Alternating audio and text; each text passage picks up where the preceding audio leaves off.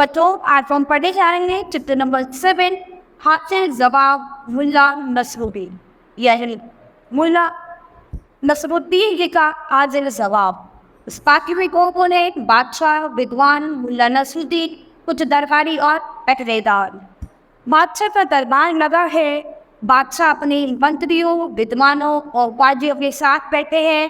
दरबार में चीन से दाढ़ी वाले एक विद्वान आए हैं।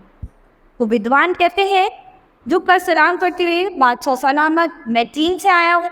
मैंने आपके दरबारियों की बुद्धिमत्ता के बहुत से किस्से सुने हैं। अपने विद्वानों से मेरे 3 सवालों के जवाब दिलवाइए, तब मैं बात। तो जो विद्वान है वो कहते हैं कि मैंने सुना है कि आपके दरबारी जो है वो बहुत ही बुद्धिमान है, तो उनसे मेरे 3 सवालों के जवाब दिलवाइए, तब मैं मानूँ। अपने दरबारियों की प्रशंसा सुनकर बादशाह बहुत खुश होते हैं। अब बादशाह बोलते हैं, मेहमान के लिए बनी गद्दी की ओर इशारा करते हुए, हाँ हाँ जरूर तशरीफ रखिए, फिर प्रश्न कीजिए। अब विद्वान कहते हैं, सज्जनों आप लोग ध्यान से सुनिए, मेरे सवाल है, पृथ्वी का केंद्र बिंदु कहाँ है? आसमान में कितने तारे हैं? मेरी दाढ़ी में कितने बाल हैं?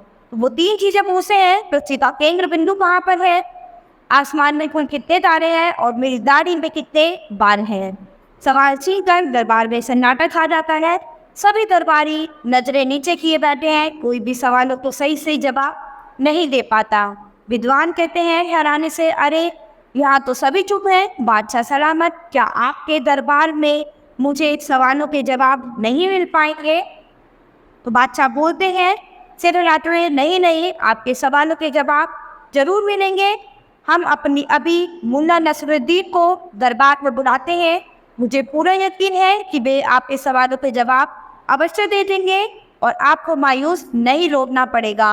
वो पहरेदार को हुक्म देते हुए मुल्ला नसरुद्दीन को दरबार में हाजिर किया जाए। पहरेदार जो हुक्म जहाँ पना। मुल्ला नसरुद्दीन दरबार में अपने गधे पर सवार होकर आते हैं। मुल्ला नसरुद्दीन बोलते हैं, गधे से उतर कर बादशाह को सलाम करते हुए, बादशाह सलामत, आपका सेवक हाजिर है, हुक्म कीजिए। तो बादशाह बोलते हैं, मुल्ला जी ये विद्वान सुदूर चीन से आए हैं, इनके सवालों के जवाब कोई भी नहीं दे सका, इसलिए आपको बुलाया है।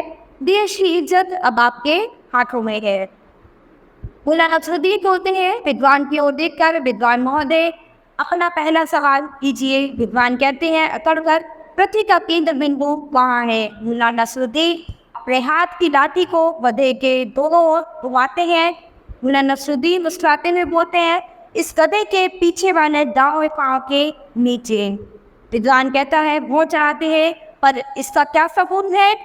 तो मुल्ला नसरुद्दीन कहते हैं, विद्वान की आंख में आंखें डालकर विश्वास न हो तो मंगवाइए गश्त और आप खुद पृथ्वी के सिरों को नाप कर देख लीजिए, जरा भी अंदर आए तो बताइए। विद्वान सर कपकाते हुए, अच्छा ठीक है, अब मेरा दूसरा सवाल सुने, आसमान में कुल कितने तारे हैं? तो मुल्ला नसरुद्दीन कहते हैं, तपाक से मेरे गधे के शरीर पर जितने रोए हैं। विद्वान चिढ़ते हुए कहता है, इस गधे के रोए आप लोग कब भी नहीं? तो मुल्ला नसरुद्दीन मुस्कुराते हुए कहते हैं, जब आपने आकाश से तारे गिने। विद्वान और अधिक परेशान होता है। विद्वान झेकते हुए कहता है, ठीक है, अब मेरा तीसरा सवाल। विद्वान तो थे वो, ठीक है, अब मेरा तीसरा सवाल सुनिए, मेरी दाढ़ी में कितने बाल हैं? मुल्ला नसरुद्दीन जो है पलंग चपकाते हुए, यह तो एकदम आसान सवाल है, मेरे गधे की पूंछ में जितने बाल का है उतने। एक उंगली उठाते हुए, ना एक भी बाल का और ना एक भी ज्यादा। विद्वान आंखें तरेटते हुए कहते हैं, लेकिन इसका क्या सबूत है? तो मुल्ला नसरुद्दीन कहते हैं, विद्वान के एकदम पास आकर इसको साबित करना हो तो मैं आपकी दाढ़ी और गधे की पूंछ से एक बार उखाड़ना शुरू करूँगा। वे कहते मुल्ला नसरुद्दीन विद्वान की दाढ़ी की ओर हाथ बढ़ाते हैं। विद्वान कहता है घबराकर, नहीं, साबित करने की कोई आवश्यकता नहीं, बस मैं हारा और आप जीते। विद्वान अपना सा मुंह लेकर रह जाता है। बादशाह प्रसन्नतापूर्वक, वाह मुल्ला जी, आप सचमुच हाजिर जवाब हैं। सभी दरबारी मुल्ला नसरुद्दीन की वाहवाही करते हैं। तो यहाँ पर हमने मुल्ला नसरुद्दीन की हाजिर जवाबी को देखा है, यानी उनके पास हर सा जवाब था, वो किसी भी जवाब के लिए चुप नहीं थे। तो बच्चों, ये चैप्टर हमारा यही तक होता है। हम अपनी नई क्लास में मिलेंगे अपने नए चैप्टर के साथ।